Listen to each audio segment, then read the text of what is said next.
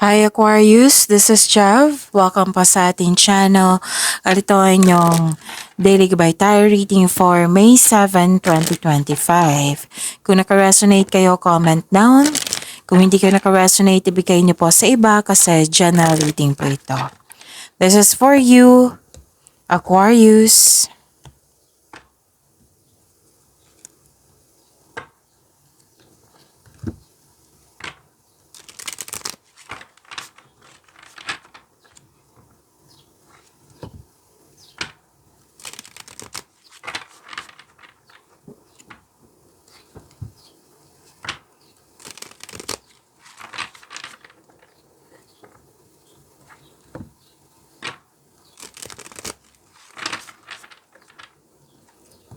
Para po ito sa inyo, Aquarius.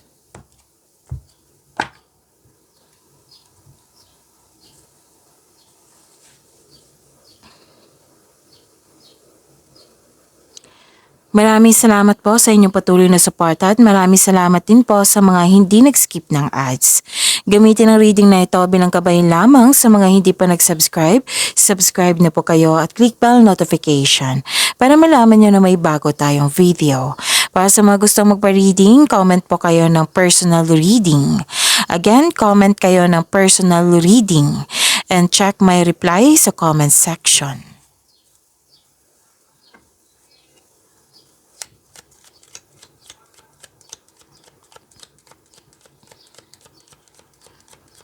Spirits Guide, mga ganap po para kay Aquarius. I need 3 cards po.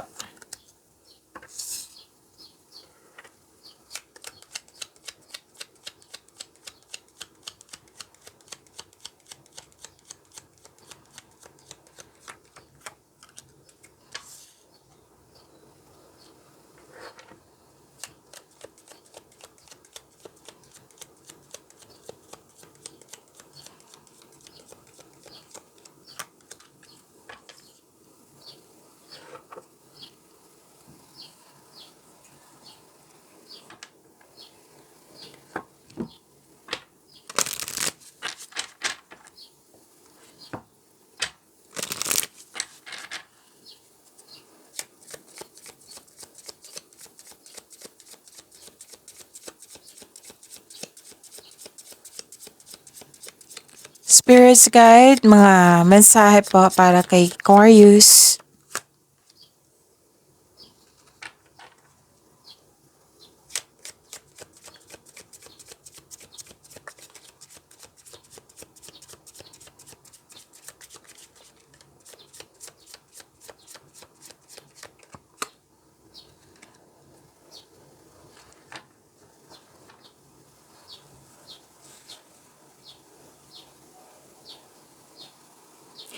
Aquarius.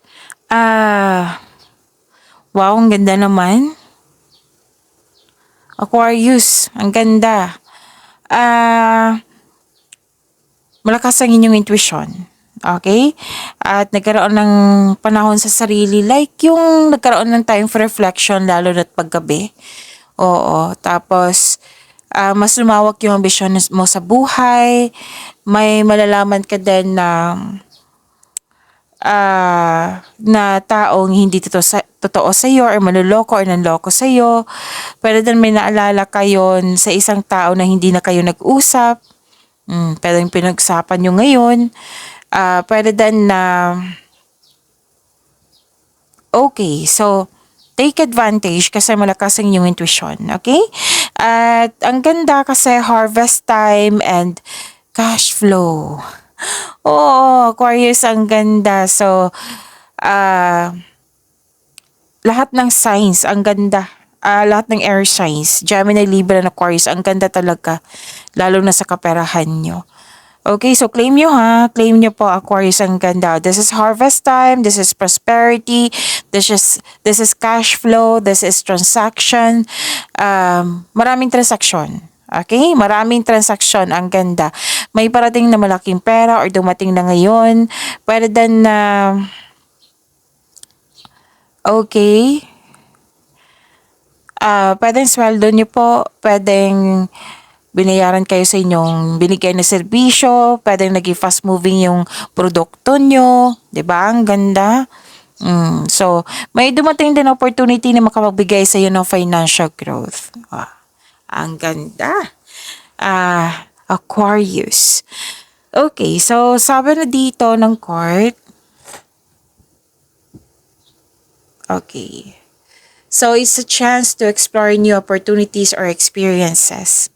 May dumating nga na opportunity sa inyo na kung i-explore nyo, kung tatanggapin mo itong new, kung tatanggapin mo itong mga offer dito or opportunity, mas at galingan nyo na bibigyan mo ng time and effort, mas marami pang opportunities na darating nang dahil sa ginalingan nyo. Okay? Yan yung nakikita ko dito. So, another message, it's a reminder. It's a reminder to have patience and trust the process. It might be naging patient kayo or let's say may trust issue. So, kailangan nyo magtiwala sa process at habaan ang pasensya.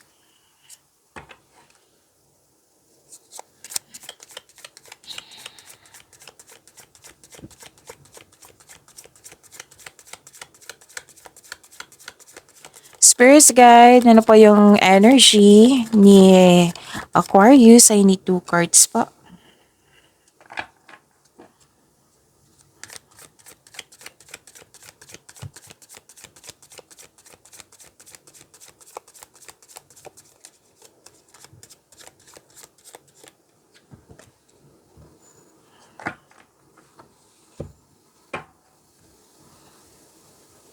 Kung may narinig kayo or may nakita kayong repeating message, meaning to say, pinupush ng cards niyan, like for example, nanood kayo ngayon ng May 6 and May 7 na video reading nyo, Aquarius, tapos may napansin kayo na repeating message, yan po yung pinupush ng cards nyo na kailangan nyo bigyan ng atensyon, solusyon at aksyon kung maaari po. So ano yung energy? By the way, Aquarius, sa mga may interesado dyan sa love life, oo, may love reading tayo sa Love Job channel natin.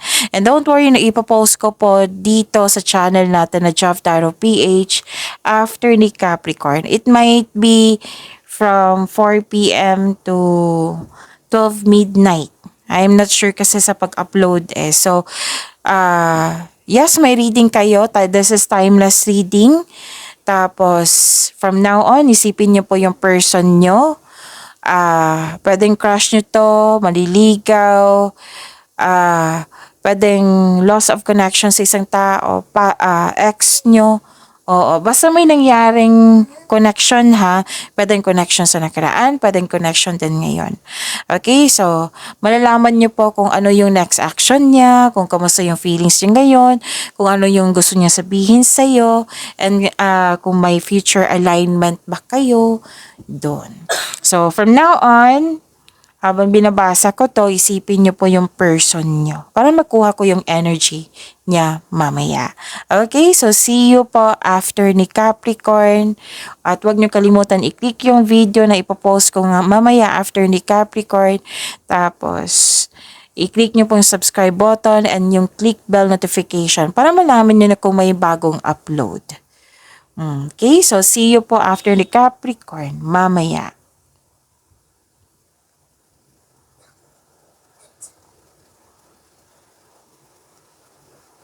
Okay, prepare yourself na magiging busy kayo ngayon, Aquarius. And this is the clarification also sa sinabi ko dito sa oracle cards nyo. And this is your tarot cards ha. Nag-clarify po siya na different cards but yung pinupush ng cards dito is mas lumawak yung ambisyon mo sa buhay. And very passionate kayo sa gusto sa buhay, very supportive din kayo sa kapwa nyo, and yung may tiwala kayo sa sarili at nakakapukaw. At nakikita ko rin dito na enjoy mo yung mga ginagawa mo. Kaya mo maging leader. It might be, actually nakikita ko dito Aquarius, mas gusto mo mag-isa rather than in collaboration. Kasi ayaw mo may storbos nyo maginagawa. Gusto nyo kayo lang kasi mas maging maayos kung kayo lang. Yes, may nagsabi sa akin ngayon.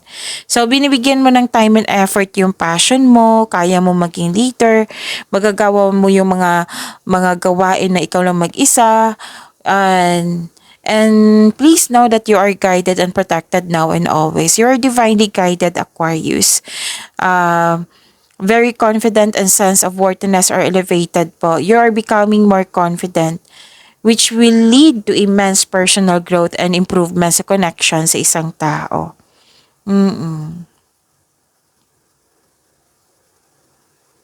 Actually, may recognition ako nakikita dito. Na-recognize ka.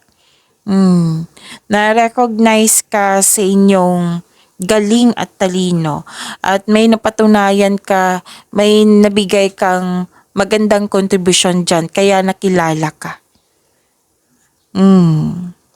So you are creative and enthusiasm are important part of your success. So kaya mo maging leader at ang sabi ng card dito, magaling kayo na manggagawa, magaling kayo na leader.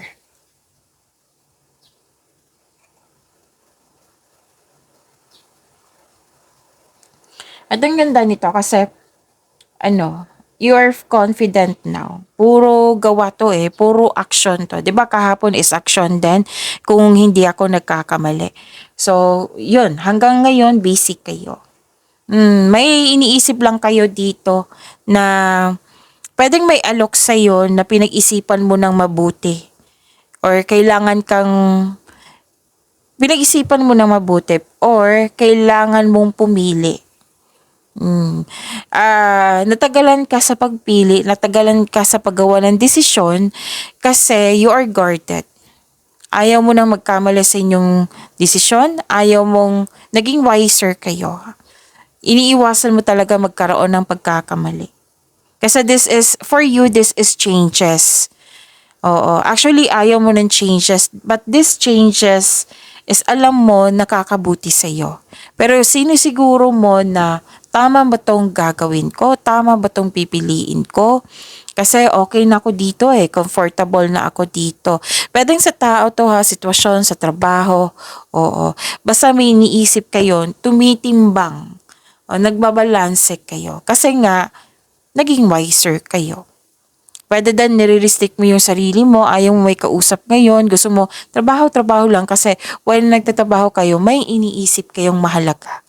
Kasi nga, may alok akong nakikita dito.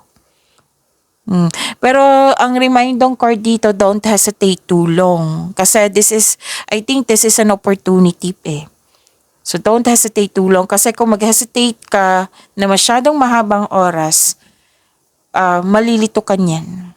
Lalo na sa pagpili, malilito ka niyan. So, take time, pero may mag-set kayo ng time na, so, at the end of the day, ngayong, let's say, ano ba ngayon?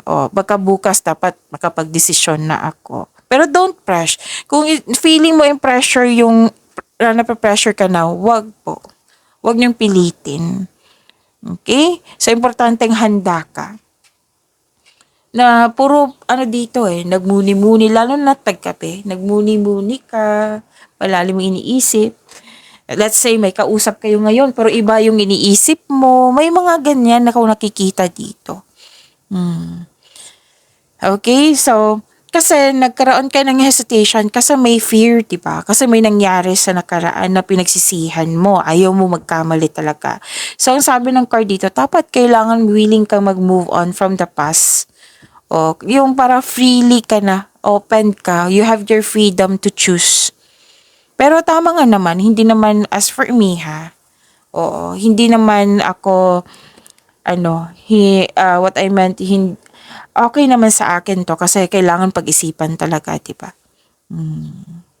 Actually, may opportunity pang darating na hindi mo pa napansin or parating pa ito. So, sabi nga ng card nyo dito, it's a chance to explore new opportunities and experiences. So, may chances, may alok talaga na mangyayari.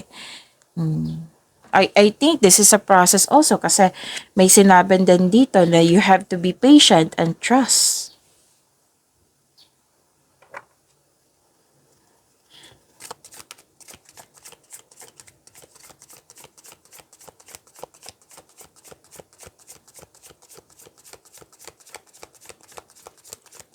Spirits guide, career and money po ni Aquarius.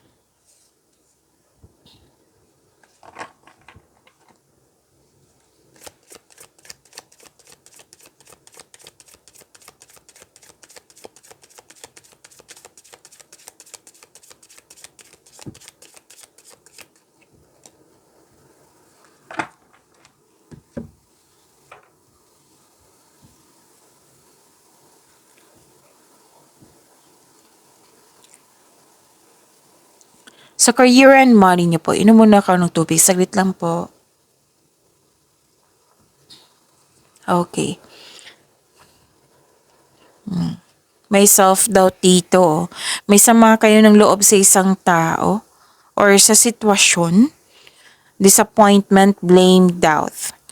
Kaya nga ang sabi ng card dito na you have to, di ba sa energy niyo, you have to let go sa mga nangyari. Kasi yan yung dahilan na nagkaroon ka ng trust issue, natagalan ka sa paggawa ng decision.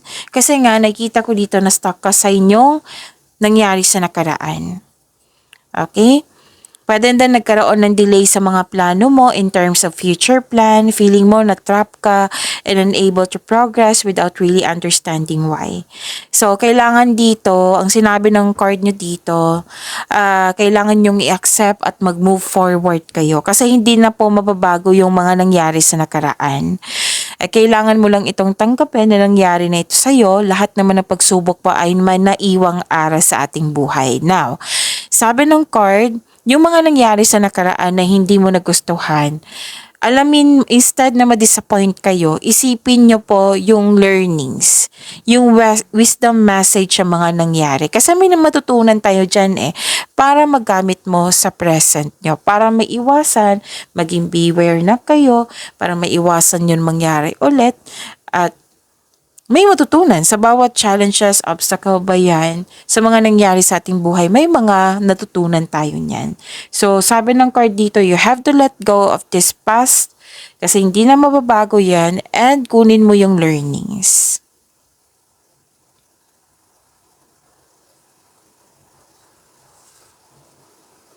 And, may mapalin lang na tao dito na mapalin lang na nalaman mo to kasi malakas nga intuition nyo.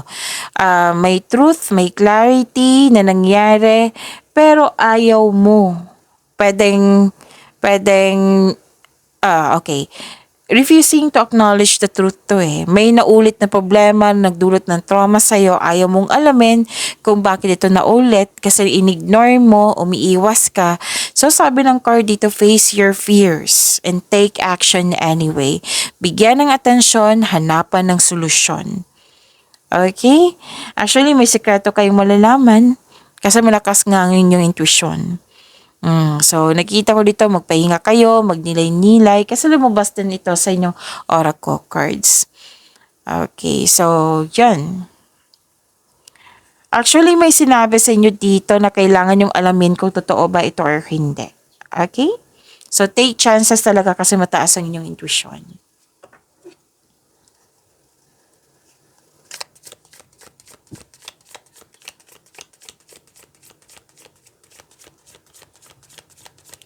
Spirits guide, love, life, self-love, partnership, and romance ni Aquarius.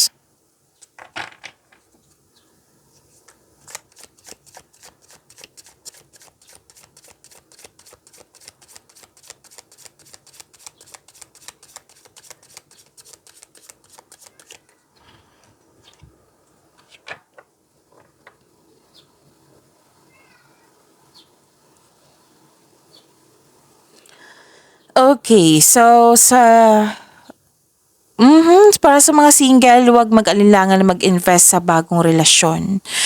Oo, actually may opportunity dito. Pwedeng chances of love to. So, wag mag-alinlangan. If you're not ready, then wag niyong pilitin yung sarili niyo. Kung gusto niyong pumasok sa buhay ng pag-ibig tapos may trust issue, so you have to, to fix your emotion, yung yung punot dulo kung bakit ka nagkaganyan. So, baka kailangan ng forgiveness dito, pag-accept sa mga nangyari sa nakaraan. You have to free yourself para fair din sa'yo, fair din sa bagong pag-ibig, di ba? Para freedom, di ba? Para magaan ang pasok ng bagong pag-ibig. So, para sa mga relasyon sa buhay mag-asawa, magkakaroon kayo ng masinsinang pag-uusap ng partner niyo po. So, ang advice tong card dito, improve your communication. Okay, may importanteng pag-uusap, may confrontation. Actually, marami kang ideas dito at bibigyan mo siya ng action. It might be pag-uusapan nyo yung, anong tawag dito, yung regarding sa trust, regarding sa project. Basta may importanteng pag-uusap dito. Okay? So, improve your communication also. Sabi po ng card niya po. So, determinado ka dito. It might be nag-open up ka sa partner mo, sa matalik mong kaibigan, sa family member. Kasi you want more, yung gusto mong mai-express dito. Oo, may gusto kang kausap, tapos gusto mong i-express mo yung mga naiisip mo. Marami kang iniisip dito, Aquarius. At, okay, so wag po daw wag po daw kayo agad maniwala sa chismis. Alamin nyo kung totoo ba yan or hindi. Kasi nang dahil sa chismis, nang dahil sa chismis, sa balita, nawalan kayo ng panatag. Tapos, sabi po ng card dito, galingan nyo po daw sa paggawa ng desisyon. Kasi may nakita ko dito, gagawa ka ng desisyon, gagawa ka ng plano, pipili kayo. Which is lumabas din dito sa energy cards nyo. So galingan nyo po, gamitin nyo po yung talino nyo, gamitin nyo po yung experiences nyo. If not enough, gather kayo ng factor information, hingi kayo ng guidance sa inyong mentor. Experiences sa inyong mentor, yan, may matutunan ka dyan. So, basta sabi ng card dito, galingan nyo sa paggawa ng plano, lalo na sa pagpili.